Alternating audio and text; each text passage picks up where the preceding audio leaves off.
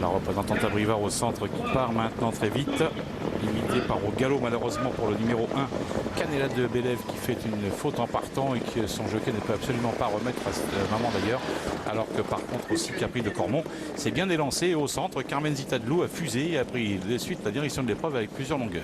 Avec au centre Carmen Zitadlou, c'est le numéro 9 qui va passer en tête devant le 6 Capri de Cormont, toutes les deux qui précèdent en dehors. Le 5 Clèves du Bosquet qui va venir au contact avec également la favorite Clara du Conseuil qui se rapproche tout près des premières. Célia de Père, le numéro 4 est en 5e position. Les autres sont déjà très loin. Mais oui, à distance, car il y a quand même beaucoup de mètres à faire sur les concurrentes de tête. Et on voit tout de suite la très véloce Carmen Zitadlou donc qui va s'annoncer au passage devant les tribunes au commandement. Pour l'instant, elle a la tête et la corde avec une allure assez régulière sur son impulsion.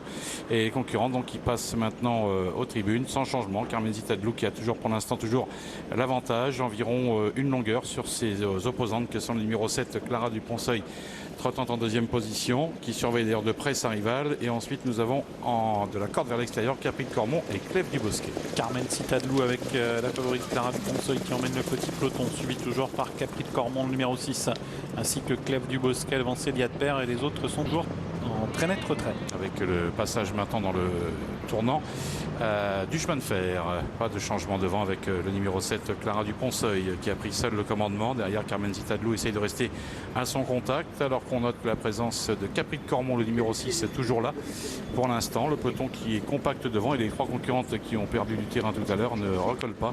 On a un peu plus loin donc le numéro 5 Clèves du Bosquet, le 4 Célia de Père qui essaye de rester en contact avec les deux premières qui se détachent progressivement du petit peloton. Les deux favorites qui ont l'air de faire la différence, avec Clara du Conseuil devant Carmen Zitadlou, Clèves du Bosquet en retrait, alors que Capri de Cormont vient d'être disqualifié. On a en 4e position maintenant le 4 Célia de Père. Et c'est un contrôle de la situation pour Anthony Barrier avec Clara du Conseuil, le numéro 7 qui aborde ainsi le tournant final, mais toutefois marqué par Carmen Zitadlou, le numéro 9 qui va essayer de se relancer dans la ligne d'arrivée. Cette concurrente qui est toujours là avec le numéro 5 Clèves du Bosquet, essayant de s'accrocher à leur basque. Sortie bientôt du tournant final avec toujours les deux favorites au botte à botte. Le 7 Clara du Conseuil qui a l'avantage devant Carmen Zitadlou, Clèves du Bosquet qui est en retrait en 3e position, prise avec Célia de Père, ligne d'arrivée. Clara du Conseuil, Carmen Zitadlou toujours suivi par le numéro 5 Clèves du Bosquet qui refait pas mal de terrain, et Célia de Père qui n'arrive plus à accélérer, avec Clara du Conseuil qui a nettement l'avantage devant Carmen Zitadlou, Clèves du Bosquet qui refait beaucoup de terrain à la corde et qui a encore sa chance pour la 2e place, avec toujours l'avantage pour Clara du Conseuil qui va remporter un 3e succès consécutif autre montée, et Clèves du Bosquet qui va venir prendre la 2e place. Le 7 l'emporte Clara du Conseuil, le 5 Clèves du Bosquet 2e, le 9 Carmen Zitadlou 3e, 4e place en net retrait pour le 4 Célia de Père. Il n'y a pas véritablement de surprise à l'arrivée de cette 6e épreuve, marquée par une grosse supériorité, celle de Clara du Conseuil, le numéro 7, qui a passé le poteau de ce que son jockey a voulu, sans vraiment avoir à forcer son talent.